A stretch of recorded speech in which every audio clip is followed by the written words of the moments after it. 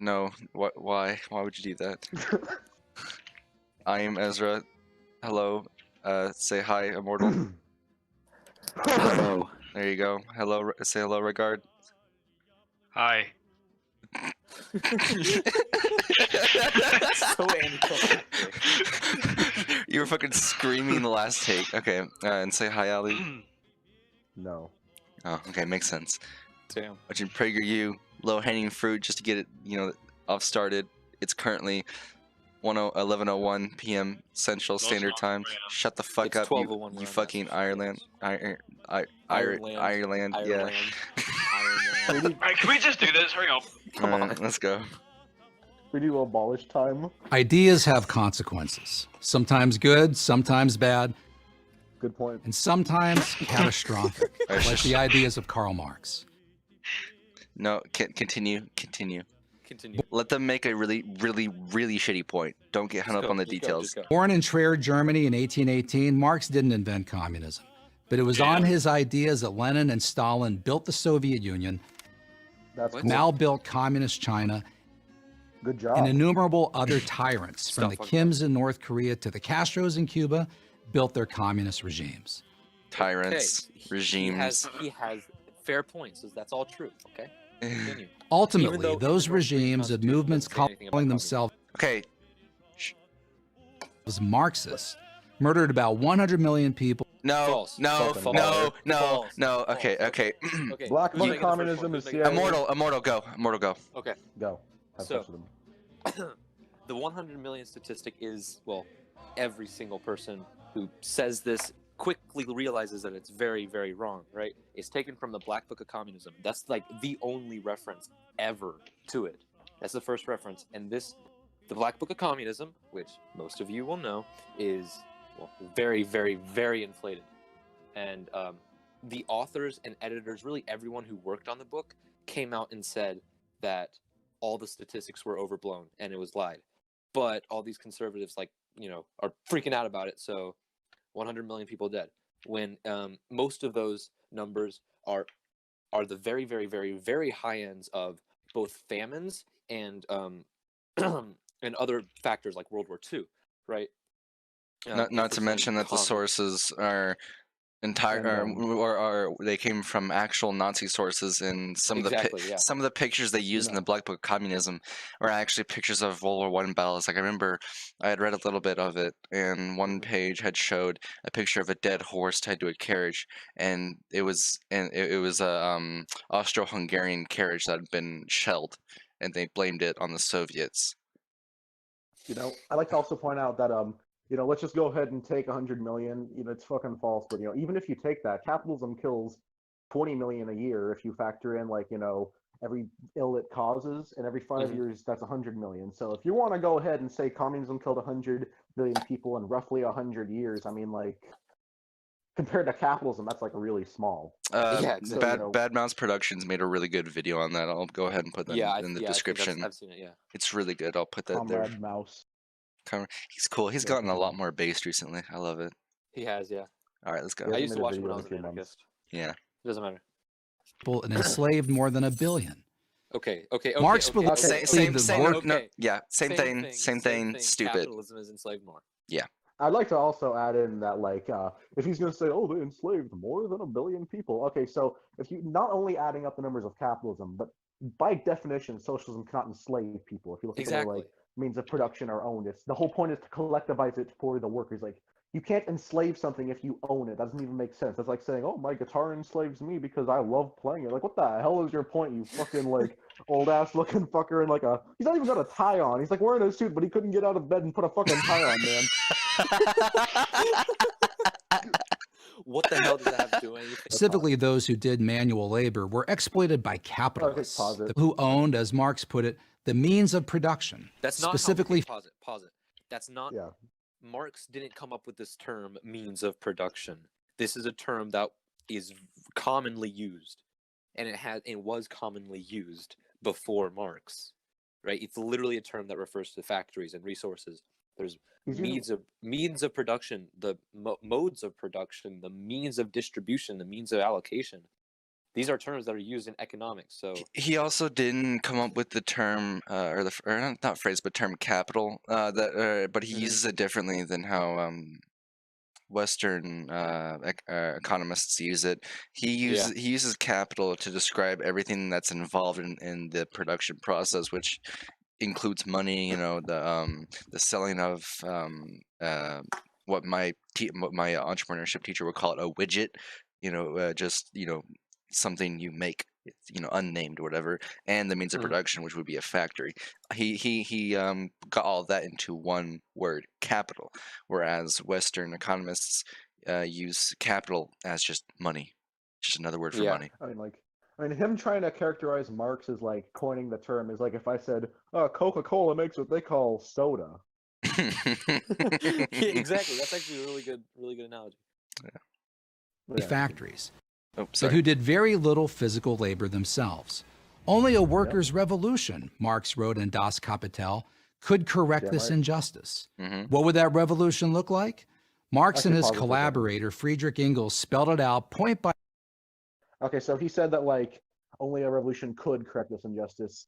I'm going to go into this a little more later, but that's not like a call to arms, as in, like, we should moralistically do this. Like, that's a prediction. It's not something that we should do or ought to happen. It's something that's gonna fucking happen, like it or not, because of the contradictions within capitalism. Because what Marx was building was a method of analysis, not an ideology, or not just something that we need to do. He was actually building a science to look at the world. His view of historical materialism completely changed how everyone thought about the world. Yeah, which is why communism is considered a science. Yeah. Another good example would be like if you let's say you take a pressure cooker and you start turning the pressure up, and I say, that's gonna pop eventually. That's not like me. It's like, no hoping shit. It'll pop. It's a prediction. Like I hate it when people are like, "Oh, you want the revolution?" It's like, I mean, yeah, I do, but whether I want it or not, you want it. It's gonna either happen eventually, or we're gonna descend into fucking barbarism. It's socialism or barbarism at this point. And, thanks, Luxembourg. Damn right. By point in the Communist Manifesto, it included. Okay. I mean, yes and no. When I first started reading into communism stuff, this was like the real big hurdle that I had to jump over for me to actually start calling myself a communist, right? And so I always heard that communists want to abolish private property, and yes, we do, right? But I never understood the difference between private property and personal property. And private property is anything that's used to generate revenue, capital, right? And personal property is anything you own for your own personal. So personal property would be your toothbrush, your car, your waffle iron, and those three things turn into private property the instant you use your car as a taxi service, or you use your waffle maker to make waffles to sell to people, or you use your toothbrush to sell communal toothbrushes. I don't know. I mean, I wouldn't use my toothbrush for that. I'd fucking use it to, like, I don't know, lead a revolution, fucking make people worship it, start a religion around my toothbrush. Hell yeah. That's what I'd use it for. I don't know what you're talking about, communal toothbrushes, man, but, like, damn. The abolition of property and inheritance, and the centralization of credit, communication, and transport in the hands of the state. I want to say this. What Marx was talking about back then in the Communist Manifesto wasn't necessarily the end goal of what he wanted. What it was is, if we are going to get anywhere, we are going to demand the government centralization of credit, banks, of communication, and of transport. That's how we are going to get anywhere. That is not inherent to what he was like. Yes, we need centralization of this and centralization of that for it to be socialism. He just needed these key industries to be centralized to get anywhere with starting a proletarian movement. Yeah, continue. And by definition, socialism is collective means of the production, right? So and so this term state ownership of everything doesn't really make it socialism unless it's really democratic. Which is, I bet that's a point they're going to come into soon. So they are. I won't get overzealous.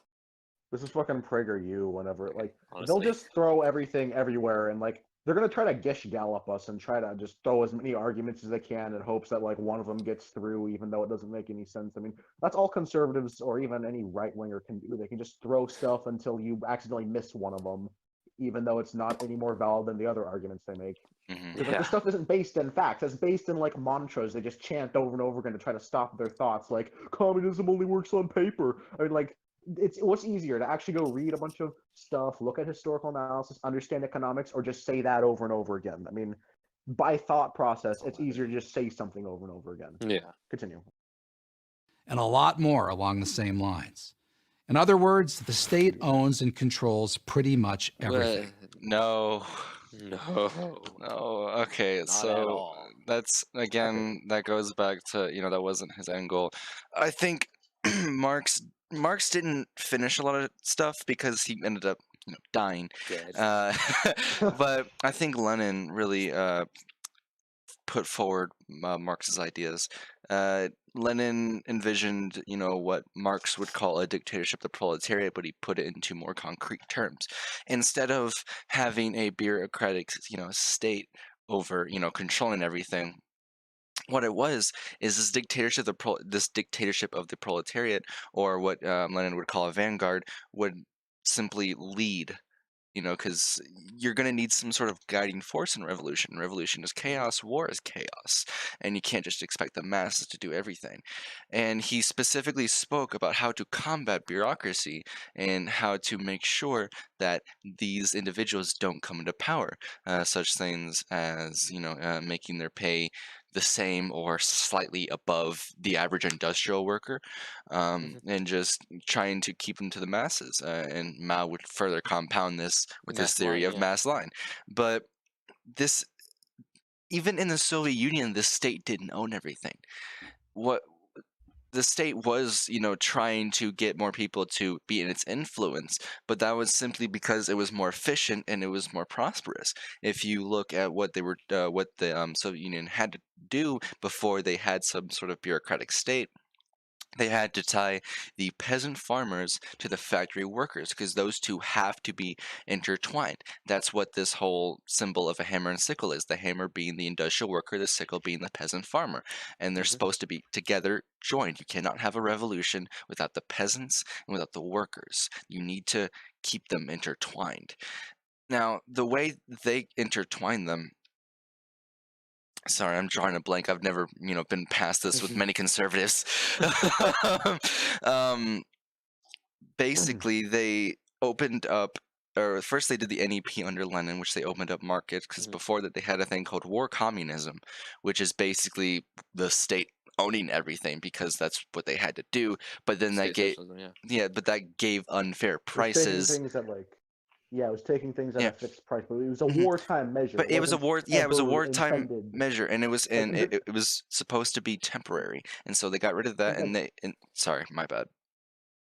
Go ahead. What I was gonna say is like no one ever, and like motherfucker, no one ever argues like we should keep war communism going. Like I've never heard anyone. I've heard the Trots. Centrist. I've heard the Trots do that, but I could be wrong though. Seriously? I don't. Oh God. Oh fucking hell. Okay, the day that I hear someone arguing for war communism is the day that I'm just gonna like leave. The day I'm gonna just leave Earth. I'm gonna fucking go establish communism in space. Go full automated space communism. Yeah. But if I ever hear someone say like war communism is beneficial, I'm just gonna be like, okay, listen, sir, please take your political theories, bundle them up really nice and tight, and throw them into the fucking ocean because you don't understand what you're talking about. But yeah, no. But, so I just want to say, like, the way they tied was during the NEPs, they just opened up markets and they allowed some form of industry to come in because they were semi-feudal. They didn't have much of a bourgeoisie, so they had to bring it in, as opposed to the Menshevik position, which was just to let the bourgeoisie still have control, but also develop key industries and then have the revolution later.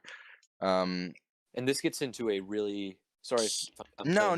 I should probably stop here anyway. The main goal is to tie the peasants and the workers, and they did that through many different processes.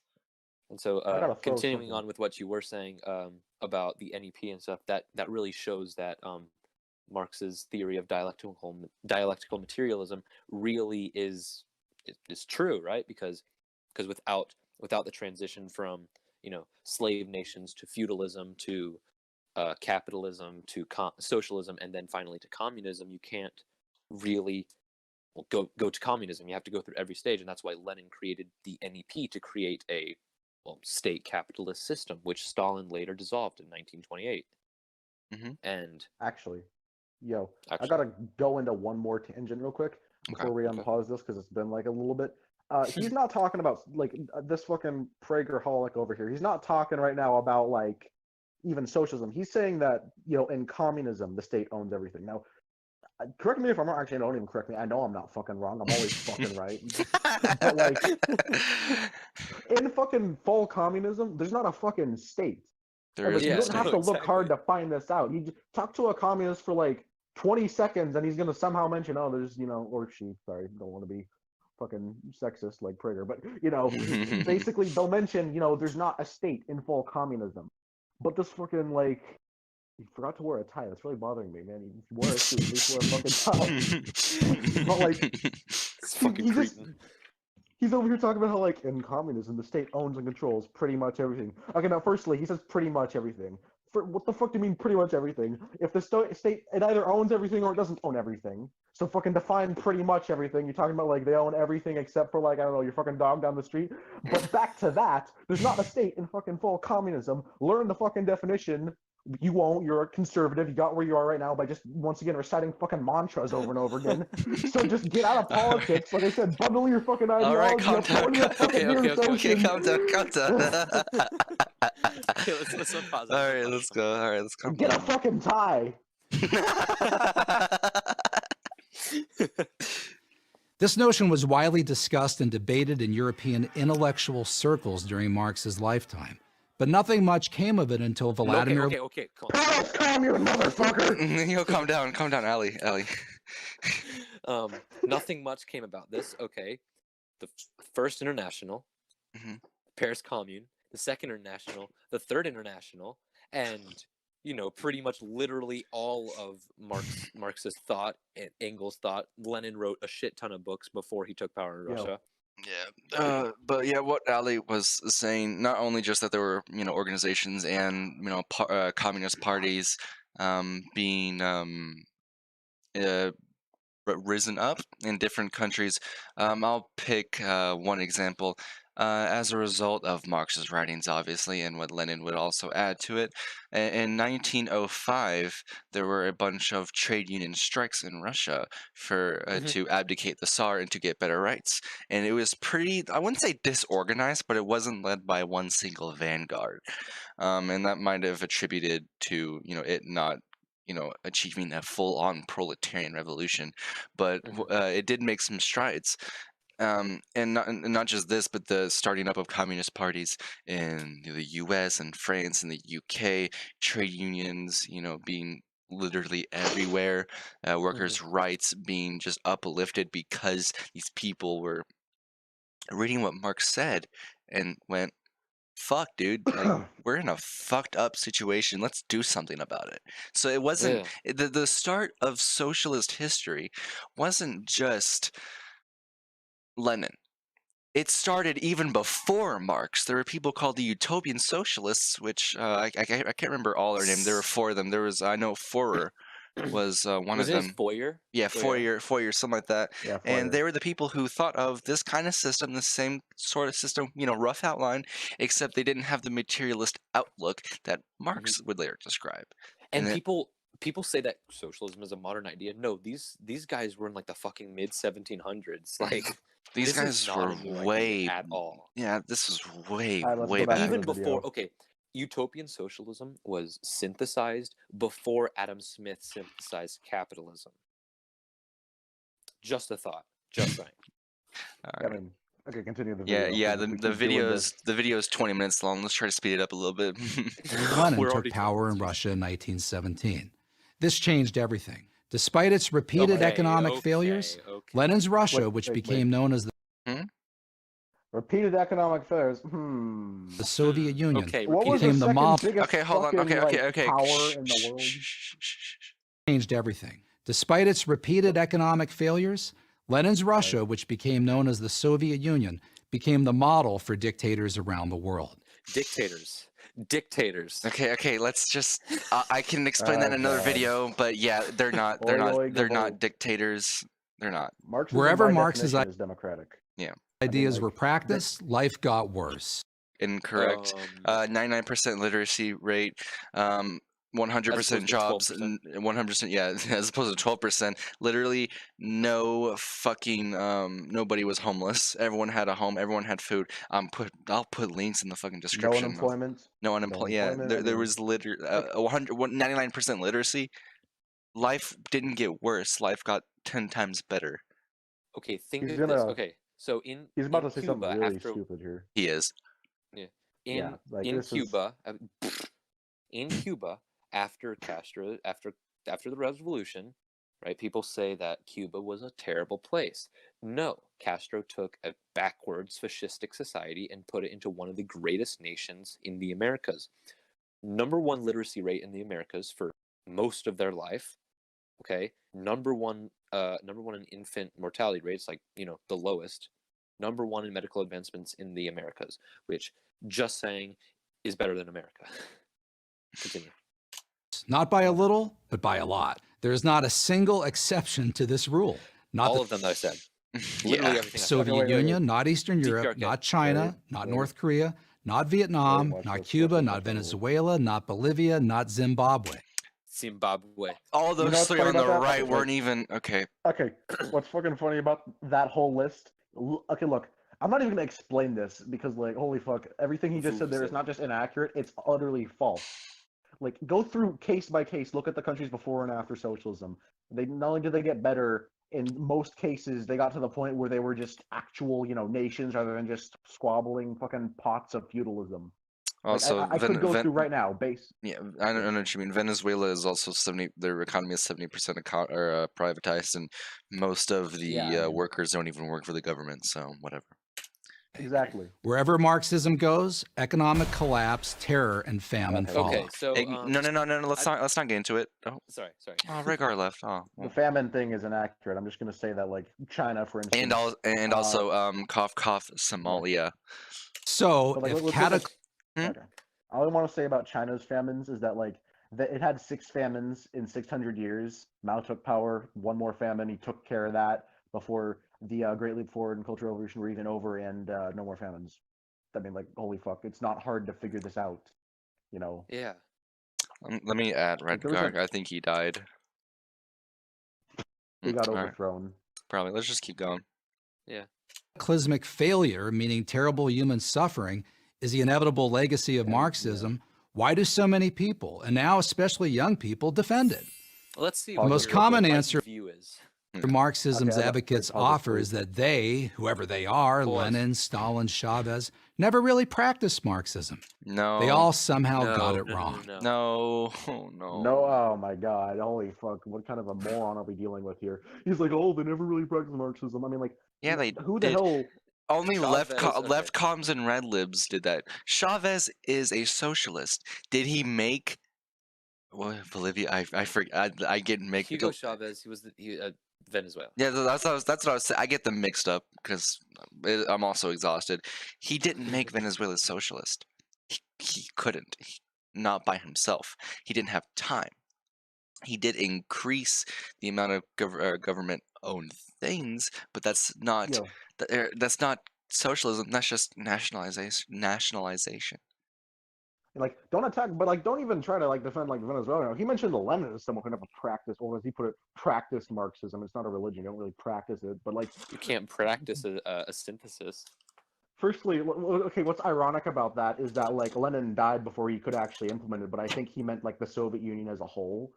Mm-hmm. So, like, probably no, the Soviet Union did Marxism. It was fucking good. Like, Stalin fucking liberated Europe from fascism. I mean, you take the Soviet Union out of World War II, and, like, Germany would have become just a massive fucking monstrous power. And the Soviet Union basically saved Europe, and including the countries that I came from, like Poland and stuff, and the Jews from, like, what was literally just an actual monster that was Hitler. And you want to talk about, like, he never got Marxism right. I mean, like, okay, by definition, in the theory of Marxism, he got it right. But even in just like a plain kind of moralistic view of what's good and bad, the Soviet Union was like great, man. Even at its worst, the Soviet Union Even at its was worst, better. Gorbachev. Yeah. Yeah, it was better than the Western powers, in my opinion. But and like, look, in fact, if I had to choose between living under Gorbachev, who was a shit, and Donald Trump Reagan. right now, I would choose Gorbachev every single time. Every single time. And I fucking hate Gorbachev. I fucking hate him too. And like, once again, it's not even a contest. Same thing with like Reagan. If I had to go to like, you know, Reaganomics America or fucking Gorbachevic Soviet Union, I'd go to fucking Gorbachev. And I don't even like Gorbachev. I think he was a revisionist fucking bastard, but still. And like, actually, on that fucking subject right now, that's kind of cool. I want that as my background, fucking Marxism with a heart around it. But you know, on that fucking subject again, like he's talking about how like they all got it wrong. Like, who the hell is he talking? Well, I know he's not talking to anyone. He probably read this in like some kind of a thing from like Dennis Prager's fucking basement where he's like, "You must say this now," and then I'll explain later. But like, Mark, it's not hard to find people who defend like the Soviet Union and stuff. Mm-hmm. Like, you just gotta walk like 5 feet into like a communist fucking party. Just go to my Instagram, Like, man. Instagram comrade _ Ezra. Immortal _ Maoism. No, wait, that's not even. Oh, yeah, you did change it. Okay, yeah. Yeah. You're gonna change it in like 2 weeks, though. I'm willing to. It doesn't matter. I'm willing to bet that. I'm willing to bet this guy's like those creationists that they see the evidence for evolution, but they just like ignore it because there's like, you know, economic interest for them to not, because they'll get money off of it. I bet it's the same thing with this guy. He probably knows that like, okay, these things do work, but because he's rich, I guarantee you he's rich because he's on fucking PragerU. PragerU doesn't really recruit like homeless people, but you know, he has interest to be against Marxism. He has interest to strawman people. You'll like, never see. Oh, you will see because of, you know, hegemony, which, you know, haha, Gramsci. No, but you'll see most of the time rich people advocating for even gun control and shit that keeps going for capitalism, that it increases the status quo because they have an incentive. Yeah. Yeah. I mean, like I said, he has reason to try to make Marxism look like some weird, like, pipe dream where he just, like, everyone only says that it hasn't been tried and stuff. I mean, like, if he really presented, like, there are people here who defend the Soviet Union and here are their points, it would become very apparent that his whole ideology is, like, a slope of just suffering. Like, conservatives and the right, by definition, must strawman the left, because if they don't, their ideology will not only crumble, it will just become apparent that it never really stood on its own anyway. Marxism, also, we are told. Watching right now, if you don't know what cultural hegemony is, you need to learn. I will put a link. Right, you do. Is at its essence about sharing what we have, from each according to his ability. Okay. Pause this right now. Marxism is kind of like the '60s. Looks like, according to this guy. Okay. I don't know what Marx. What fucking Karl Marx is he reading? Is he reading like his estranged cousin who's also named Karl Marx, who like lived in like 1962 in like the U.S.? Can I go off on this? Yes. Damn right you can. So Marxism wasn't just about, or wasn't, I'm not saying just, but the concept of helping your fellow man was such a tiny part of Marxism that it wasn't even relevant. The main point of Marxism was to analyze history from a materialist and class standpoint. The fact that this, from each according to his ability to each according to his needs, was the end goal of what Marx was talking about. To each according to his ability, you know, how much someone can do, how much work they can do. To each according to his needs, which they would get back to, you know, whatever they need in this communist society. But that's not how society will work in a socialist system. In the 1936 Soviet Constitution, is famously put from each according to his ability. From each according to his ability. I forget how exactly it went, but it basically said from each according to his ability to each according to his work. Yeah. If you do not work, you will not die. Yeah. If you do not work, you will die. Yeah, it's kind of well, that's simple enough. Also, again, though, he's saying like Marxism is about like, again, this isn't a moralistic philosophy. It's not like you read it and you're like, I agree with this. I'm becoming a Marxist. I mean, again, it's a prediction. He looked at data. He looked at how things go in history, and he said, okay, things are going to happen this way. Like, it's not a moralistic thing. Again, he's treating it like it's some kind of a religion where he's like, oh, it's all about this. I mean, again, it's not what it's about. It's an analysis, man. Yeah. To his needs, as Marx put it. Maybe that sounds good to you, really but what does it mean? Who determines ability? Who determines need? The workers. The workers. Okay, the workers, the state. No, don't go out. Let's keep going. Need. Wait, I gotta. What? I've been wanting to talk about this actually. Okay, so he's like, who determines? Dude, the fucking video's 30 minutes. Come on. We can talk about it in a different video. Come on. Okay. Answer is the state. No, workers. The ruling elite. No, workers. Under Marxism, that's who has all the power. No. That's why the truth is this. The workers. Marxist dictators like Lenin, Mao, and Pol Pot. Okay, well, no, Pol Pot wasn't. Pol Pot is not a communist. I like to point out also though, fucking like all these people, not Pol Pot obviously, like just you can remove that star, put Stalin in there, please, man. But like they're fucking like elected. Like for instance, Stalin, he tried to resign 4 times. He was elected. Same thing with Mao and like Lenin and shit. Like these people weren't like Yeah, basically just these people are dumb. Pol Pot wasn't even a communist. He was a fucking CIA plant. They wanted absolute power, and Marxism gave them the way to get it. No, fascism would be better because.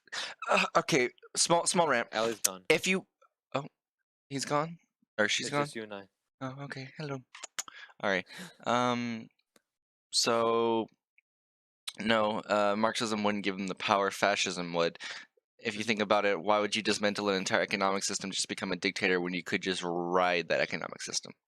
Exactly. Yeah, which is what Lenin says about fascism. How fascism is really capitalism in decay. It's how the powerful individuals of the world decide that they want more power, so they get that power by creating a fascistic dictatorship that's pseudo worker friendly. I mean, it doesn't Karl really Marx make any sense. Yeah. Marx never had to face the consequences of his theories. I think Allie's back. Allie's. Yep, sorry about that. You're cool. He lived most of his adult life breathing the free air of London, England, living off the generosity of his collaborator and patron, Engels. He has a fair point here. Okay, honestly. Yeah, the whole Engels thing, that was kind of like, all right, sus. But like the base point here is simply, how dare you criticize capitalism while you're living under it? Bitch, I'm forced to. I can't just go to I can't go to China, which isn't even communist, to fucking criticize capitalism, whatever. I have faith I have faith for China, honestly. As it happens, inherited his money from his wealthy merchant father. Yeah, because they were in a capitalist system doesn't mean that they didn't realize it was bad. He says it like, I mean, like I drink soda. That's bad, but I still do it. He said, but like he says it like it's a criticism. Like it's not a criticism. He says like no, he's like, oh, Engels inherited all of his money from his wealthy father. Like, dude, that's a system you advocate for. That came from. Oh. Marx spent his days in the reading room of the British Museum, researching and writing. Although he was obsessed with the term scientific, he was never able to marshal data to prove his theories. Bullshit. Just read Capital? Read Capital. Read That's Capital. literally what that is. Read Capital. All I can say is read Capital. There's a good reason for raw data. this. There was no data. There was data to prove his theories. Everything. For all his time in the library, Marx couldn't find any evidence to suggest that capitalism, the free exchange of goods and services through privately owned business, was That's not capitalism. the passing phase. Okay, capitalism. I'll do this quickly. Capitalism is whenever the means of production are held in private hands. That includes a market to determine resource management. It is not, hey, can you give me shit? Yeah, I got you. All right, capitalism. If that was capitalism, you would have had capitalism before feudalism. But because markets, because markets existed forever. Throughout the industrial age, working conditions constantly improved. No. It was the opposite of the Industrial Revolution and its consequences on society. Sorry. The only reason why they improved is because of trade unions and actual revolutions. Exactly. Moved in wealth, which is a product of, guess what? Marx and socialism. expanded. Marx had to rely on outdated reports to make his case. And even then, he had to manipulate the data to get it to conform to his predetermined like this before. Link PragerU link source. Link sources. PragerU doesn't ever do anything. I mean, like, I swear they could come on like air tomorrow and just be like, Dennis Prager, yeah, remember him? Well, there's actually two of him, and they're jointly married, running this company. And you know, I bet most of those conservatives would just nod their head and be like, yeah, whoa, man. Yes, queen. Like, they don't. Yes, queen. They don't actually link any of their data because, like, this is something that, like, a lot of people who they know that they're wrong do. They try to project their stuff on other people. A few seconds ago, he said, "Oh, Marx couldn't find any data." Then he presents something without data. Like, he can't. His side is so overtly wrong and easy to see as wrong. So he must project that onto the other side, because he can't defend himself. He must basically strawman people, making them look like him. Mm-hmm. That's all that, like, the right wing is. Marx really had no interest in proving his theories. Bullshit. He knew that they could be put into practice only by brute force. Well, no. He said so himself. Of course, in the beginning, communism cannot be effected except by a means of despotic inroad. Yeah, that's out of context. That's talking out about of context. Inheritance. He's talking about inheritance and that, how you, like, getting rid of, like, inheritance and stuff. At first, you're gonna have to, like again, like, he's not actually, like, making any points right there. Like, he's not saying, like, oh, we need despotism. I mean, he's literally. Actually, here's a good point. They are. So, we've all seen Prager use views on America, correct? Yeah. Right. Oh, They're God. nationalists, right? Unfortunately. Right here, they are denouncing violent revolution. However, how did America come to be? Violent. Yeah, they won't admit Just a that. point. It's Just a point. it's justified. It's justified when review? we do it, but not when the Russians do it. Shut the fuck up. What are you talking about? I mean, Just America, a like, thought. Just a thought, guys.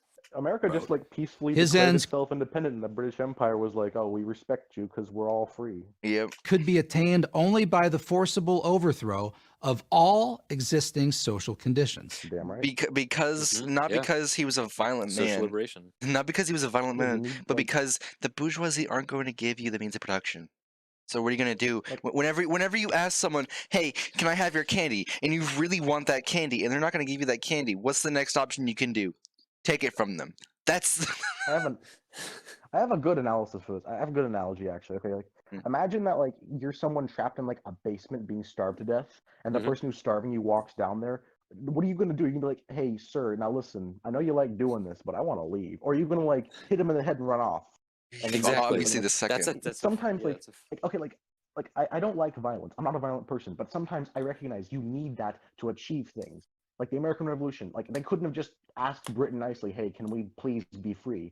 Same thing with this. Like, the working class can't just go to the capitalists and be like, peacefully, hey, we'd really like it if you guys would just abolish. Yeah, like, there you go. So, like, this isn't some kind of a, like, overtly violent thing about, like, how we need to do this. It's like sometimes violence is required. Like World War II is a good example of this. Like the Nazis, you couldn't have just talked them down.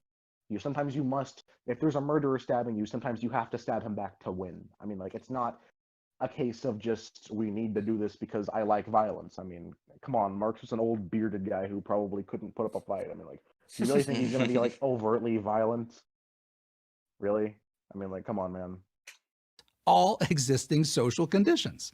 That's religion, family, personal possessions. Hold on. Let him finish. Freedom and democracy. Okay, so I'm gonna go by case. Yeah, no, right. Do very. I know. Just do very, like, short, like, religion, family. There you go. Got it. Democracy is part of Marxism. Religion, he only said to abolish stuff that, like, promotes things like property, things like that. Yeah, organized religion, basically. Family, Marx said that the family actually suffers from capitalism. He didn't ever say to abolish it. And Engels writes an entire book on it. Yep. Yeah, personal possessions, that's just actual straw manning. We want private property abolished, not personal property. Freedom, what the hell are you talking about? Also a straw man. Hey, like, all those things is just wrong again. Continue. Achieve Marx's vision of an earthly paradise. But since few people give up their liberties and property voluntarily... Patriot Act. Wait, that wasn't even voluntarily. So what do they do? Liberties and property is voluntarily. And like you could even make yeah, the argument you're that, like, right. the British People are had the not right to own America. people are not going to give up their liberties and property voluntarily. But the thing Which is why there's revolution. Why there's fucking revolution. Creating a Marxist state has always required guns, prisons, and summary executions. No. Marx's many disciples also, like, from Lenin on. Do you know any state that doesn't have like guns and prisons and stuff? Do you know any state that does not have prisons, that does not have guns, and does not have executions? And, like, that stuff's required. That's required to keep society functioning until the state withers away, man. I mean, like, what the hell are you talking about? That's a problem. Some, like revolutionary poster boy Che Guevara, considered it a bonus. I don't need proof to execute a man, Che is said to have boasted. That's his personal diary. I only need proof that it's necessary to execute him. That's his personal diary. He was talking to himself. Does like that? I guarantee if I went into Dennis Prager's fucking diary and he said something like that, he would be like, "Oh no, it was my own personal thing. You're taking it out of context. That's exactly what he's fucking doing." But since it's Che, it's not just that. Whatever. Well, I've heard Dennis Prager in interviews say stuff like he thinks communism and communists should be like executed and stuff. That doesn't mean I think Dennis Prager is like some mass murderer who wants to execute everyone without a trial. It just means that he's got like some weird viewpoints personally. It's a difference between a public person and a personal human. Like, what the hell? It's just mischaracterizing again. If you're still a fan of Marxism after all the death, suffering, and destruction it's caused, that's your right. But own up to it. Don't hide behind the "it's never really been tried" line. It has been tried and it worked. I'm Paul Kengor, professor of political science at Grove City College for Prager University. Professor of political silence. Mission failed. Since you can't tie a tie, let me teach you how to tie a noose. Professor of political science. Fucking mission failed. Fucking lib. Oh my god! All right, that was fun, guys. Thank you both for coming. I know Redgar left early, but whatever. Yeah, I'm gonna have fun editing this. And I'll tell you all when I've uploaded. All right. All right. Awesome. Ending now. Bye bye.